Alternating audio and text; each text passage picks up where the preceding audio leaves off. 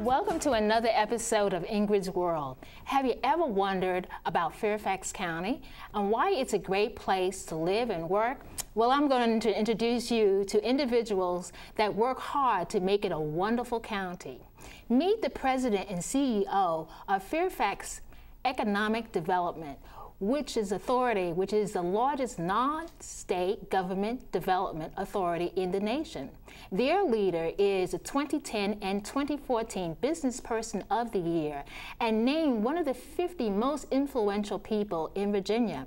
Meet the fire chief of Fairfax County Fire and Rescue Department, whose whole mission is to provide the highest quality of service to protect the lives and property and the environment of our community. Did you know that they respond to worldwide disasters in Kenya, Turkey, Haiti, Japan, and numerous disasters within the United States? Our last guest will talk to galvanizes the community to ensure needy children receive school supplies, winter coats, and toys during the holiday season. Yes, it's Spotlight in Fairfax County, and that's what it's all about. Now let's welcome to the show Dr.Gordon, President and CEO of Fairfax County Economic Development Authority. Welcome to the show, Dr. Gordon. Thanks, Ingrid. I'm delighted to be here. Oh, I'm so happy to have you here. Well, let's first start off about telling us a little bit about yourself. Oh my, I have been at the Economic Development Authority for 30 years now, a little over. Prior to that, I spent 10 years doing similar work in Arlington County. And prior to that, I was with the federal government, the Department of Labor. My family roots are from your part of the world, although I was actually born and raised here in Washington. New York. New York. I love it. Now, talking about the Fairfax Economic Development Authority, the mission, because I did some reading about it, but what is the mission of the organization? The Board of Supervisors funds us because when the 63% of your tax base and 63% of the general fund expenditures come from the real estate tax base, it's important to fill office space. When office space gets filled down to about 6 or 7% vacancies, then there's a demand for new construction, and that new construction contributes to a tax base and enables the supervisors to provide public services throughout the county. So there's a true correlation between the office space and services. It all works together. It does. In fact, we always tell our staff that filling office space is simply a means to the end. The end is providing a high quality of life for our residents. So 30 years ago, when I was reading and then comparing, you've more than doubled from that standpoint? Yeah, I think the numbers are pretty dramatic. We've gone from about 240,000 jobs to about 600,000 jobs. We now rival the District of Columbia, and in any given month, DC and Fairfax will have 1 and 2. So when you say the District of Columbia, you're talking about the federal government? Every job in DC, most of which are federal, but a lot of which are private. Every job in Washington. Yeah. Okay, so that's really a big deal with that. You have offices all over the world. We do. You know, we are virtually all the geography between Washington Dulles International Airport and the federal government. So even after sequestration, companies can come here and do business with the federal government. They still buy more goods and services than anybody else in the world. And Dulles Airport, so you can get in and out of town. So having overseas offices makes sense. We're now in London, Munich, Tel Aviv, Seoul, and Bangalore. And we also have offices here in the States in Boston and Southern California. That really just makes it, you know, it's wonderful to have those offices. Now, why did you select those cities, and why was it so important? That's a really good question. What we did was look for communities in which there was a technology industry base that was comparable to our own and that had opportunities to sell primarily to the feds, but also privately.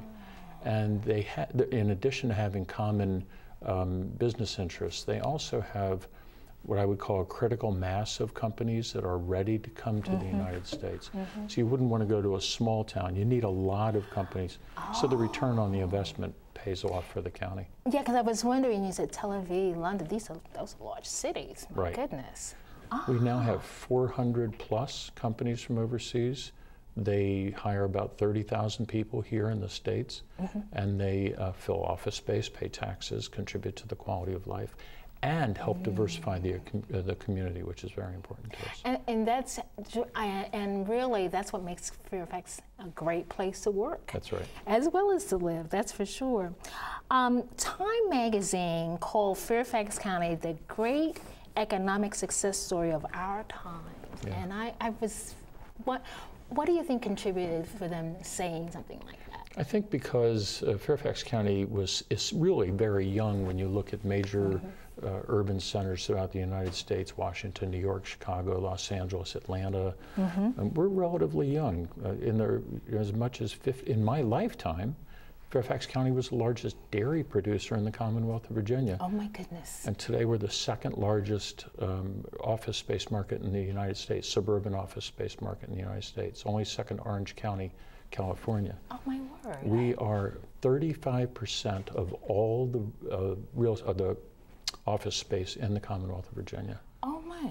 25% of all the income taxes in the entire state of Virginia come from Fairfax County. 25%. 25%. That's huge. It is enormous. It's why the rest of the state of Virginia also enjoys a relatively high quality of life. So as Fairfax County flourishes, so does the entire state. Precisely. Because of all the money, the 25% in income taxes that goes to Richmond gets redistributed throughout the rest of the state. Fairfax County gets about 20 or 21 cents back for every dollar. Okay. So we're clearly financing the rest of the services throughout the state. Wow. What do you think, what attracts businesses to come to Fairfax County? I mean, you know, it's interesting because businesses are comprised of people, and people make decisions for a variety of different reasons. But always near the top of the list is going to be our proximity to the federal government and our extraordinary public school system. It's a huge draw because people, not only do they want if you're a businesswoman coming to the county, yes, not only do you want your children in public schools that are excellent, but you want to be able to attract the best workforce in America. Right. And they want their kids in these schools. So schools, the extraordinary workforce here, the great quality of life. You know, we don't have extremes in weather. We're near the beach. We're on the East Coast. There's a lot of opportunity here. You know, and I guess it's wonderful to hear. It's almost the way you're describing. It's almost like from the outside, say, "Oh, well, that's a good place to be." Right. You know, it's exactly. Let's move there. That's what you're supposed to do. Yeah, and that's you do it well. So for the entrepreneur who is like watching this show and saying, well, maybe he's talking about these really large businesses. That's a good point. What about the one who's kind of like just a small business, I'm getting started? Yeah, as you well know, what gets press coverage is Northrop Grumman, CSC, Hilton, Volkswagen, all the big guys, because that's what's newsworthy. Exactly. But 85–90% of our growth in Fairfax County, and better than 90% of the companies that we work with, are small businesses by anybody's definition. It's the ones and twos that become 5 and 10, and the 10s that become 20 and 50, as well as the big guys. And so it's important for us to help them. And to your question, what do we do to help them? Yes, exactly. We really want to do, and this is all free service because it's funded by the Fairfax County government. Oh, wow. So there are no charges to small business people or entrepreneurs who want to get started or go to the next step. We are really matchmakers. We can help them find space, employees, get through the permitting process, licensing process, help them meet the kinds of people that they could sell to or buy from. All the things, anything we can do to get them into space and grow and get started and be successful. Excellent. So let's say if I'm starting out, then actually, and I'm sure they see right underneath your name, the website, I can go right to the website and so go right to the website or call the office. We have what we call a duty day officer. So if anybody who calls or walks in gets immediate professional help, don't need to be scheduled. We also have a SCORE representative, the Service Corps. And what's SCORE? That's the federal program through the Commerce Department called the Service Corps of Retired Executives. Oh my goodness. So you come in and you say, I'd like to start my business televising interviews and so forth, and I'd like to do all these little side businesses off of it. Yes. Then this man or woman, depending on who you see that day, has whole career of experience and can sit down with you and say, here's what I think you need to do next. And it's all free service. Wow, that's like really wonderful. So, I didn't have any idea. Any prerequisites? Do you need to live in Fairfax County or close to it? We do service how does it go? people who live here or work here. Live or work here. And want to work here. But, you know, we're not going to turn anybody away. So if somebody comes in, we're happy to help anyone get started. Well, I tell you, I mean, it's pretty exciting from that standpoint because, you know, you wonder why Fairfax County has been really growing. You see everything changing, and I travel a lot, and you see here, you don't see empty space. It's out there. There's a lot of it, but it's not all in one place. There's not a lot of, you know, boarded up buildings and things. So no, it's not. It's still a healthy economy. Well, Dr. Gordon, you are amazing. Keep up you. the good work. Indeed. Don't Thank ever you. retire. We're not going to let you. I'm thinking about that. No, I'm not going to let you. It's a pleasure having you Thank you, here. Ingrid. It was an honor to be here. Thank you. Definitely. Wasn't that interesting? Coming up next, we'll be talking to the fire chief from Fairfax County. So stay tuned. We'll be right back.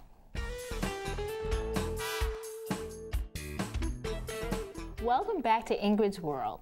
I'm your host, Ingrid Paris Hicklin. I want you all to meet Richard R. Bowers, Jr., Fire Chief from Fairfax County Fire and Rescue.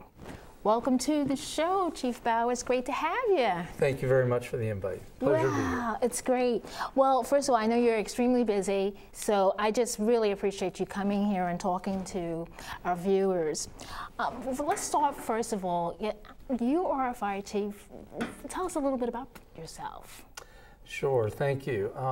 I have about 4 decades almost in the fire and rescue service. Started in Montgomery County, Maryland as a firefighter recruit, and then worked my way up to fire chief. Had a great opportunity to come to another great county and a great department here in Fairfax. So I took the opportunity, and I'm very glad to be here serving as your fire chief and all the residents here of Fairfax County. Wow. Now, why, you know, I'm always hoping that we're getting lots of young people, you know, watching this. Why did you select fire safety as your career? Well, I've been around public safety, public service my entire career. My father was a police officer for over 30 years with Montgomery County. So public service was something that's always been in the family. So wanted to find a career in which it would be not only rewarding for myself, but more importantly, rewarding in terms of being able to give back to the community. So when the community is at its worst, I had to be at my best. Oh, what a way to look at that. Oh my goodness. So tell us about your fire department. You know, what is it composed of? And you know. The Fairfax County Fire and Rescue Department is a combination department. We have career and volunteer personnel. The majority of our staff is career. We have a couple hundred volunteers. But we're an all hazards fire and EMS department.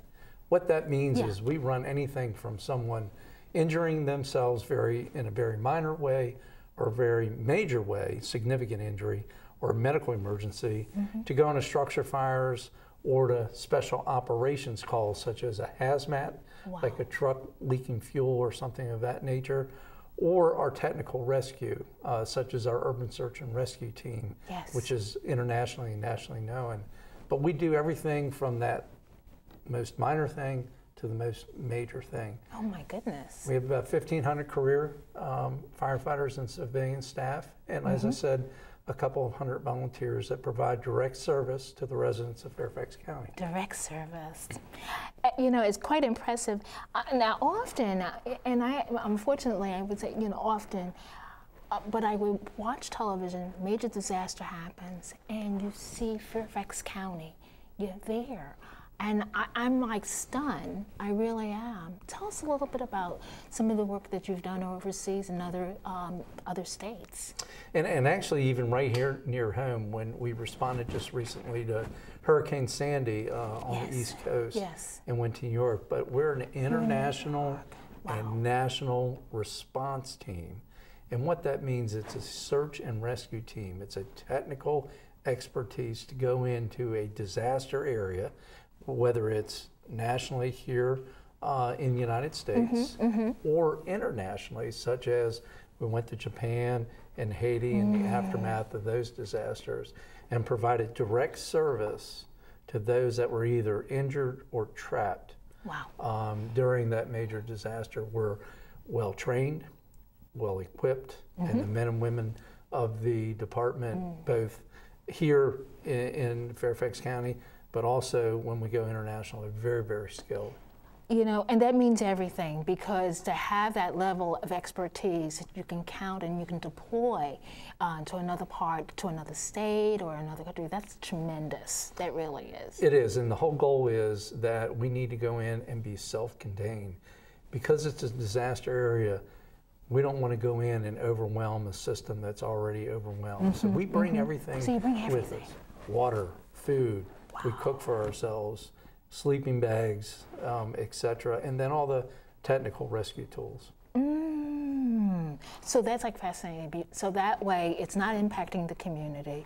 You know, you can just really just work right in terms of helping them directly. It's exactly right. And it's federally funded, so any of the equipment or any of the personnel costs are covered by the federal government, and then it's certainly any backfill costs. So to Fairfax County, the benefit is really twofold, and maybe even a little bit more than that. But the first is we have a team that can be deployed right here in this county if needed with technical expertise, or it can be sent elsewhere to help those in need, but still not be in a situation where we're lacking here with resources, because the federal government picks up with additional equipment and staffing. So, you know, I think that this means so much, because you're helping the world, but then you also do a wonderful job, Fairfax County Fire Department, in terms of educating the residents here. What are some of the programs that you offer?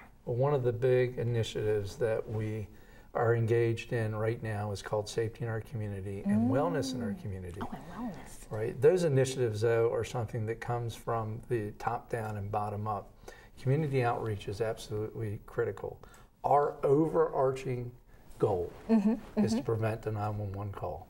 Everything and anything that we can do to try to prevent the 911 call makes it safe for our residents and makes it safe for our firefighters and paramedics if they don't have to respond. If they don't have to make a 911 call. So the Safety in Our Community initiative really focuses on making sure we have a working smoke alarm in every residence here in Fairfax County. And fortunately, with the men and women going out every Saturday afternoon at the department, knocking on doors, walking in the streets, we have found that almost 50 to 55% of the smoke alarms in Fairfax County so far that we visited in terms of residences aren't working properly. Oh my word. If they're 10 years or older, they need to be replaced. If the battery is not in correctly, or if the battery's not in, obviously they're not working. Wow. We can directly show in our efforts on Saturday afternoon, our Safety in Our Community program, where our firefighters and paramedics have actually gone to a house, installed smoke alarms that were not present before or not working, either or both. And unfortunately, about a month later, we have 3 cases, documented cases, where a fire actually occurred. The people were notified because the smoke alarm worked. Thank goodness. And they were able Saved to escape, save it. The bottom line is this: smoke alarms save lives, but also this program is too. So it's working very well. And then with wellness in our community, we are focusing on our first 2 areas in each one of the fire stations throughout the county. And we're asking our residents to complete a file of life. And what that is, Ingrid, it's really a medical history that allows our first responders, when our firefighters and paramedics come to someone's home when there's an emergency, if no one's around and the person is not able to communicate with us, what in fact can happen is this file of life is sealed and put on their refrigerator, and our firefighters and paramedics know to go look. Go right there. We can open up this information and get the medical history, any drugs, prescriptions, or whatever that anyone's using, so that we can appropriately treat even more so the individual, depending on what their medical emergency is. Well, I tell you, I wish we had more time. I think we needed to have more time because you're amazing, and the fire department, your passion just comes through. I hope our viewers will, certainly take a look at what you're doing and see how they can get involved and check those fire alarms too. Smoke alarms save lives. Smoke alarms save lives. All right. Well, Chief, thank you so much for being here. You're fantastic. Keep up the great work. Thank you. That was incredible information. Coming up next, we'll be talking to the president of Firefighters and Friends to the Rescue. So don't leave this channel because we'll be right back.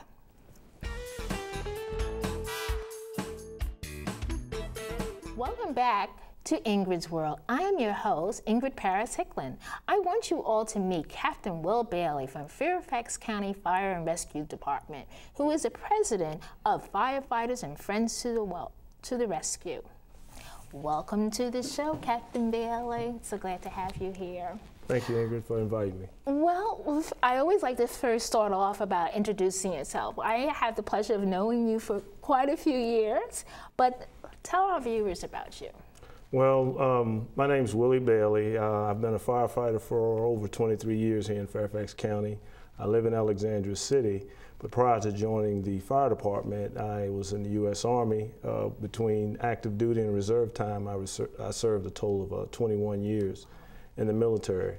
Proud parents, single parent of 2 boy and a girl, adults right now. So, nice. But I've always been proud of raising my kids up to be productive adults.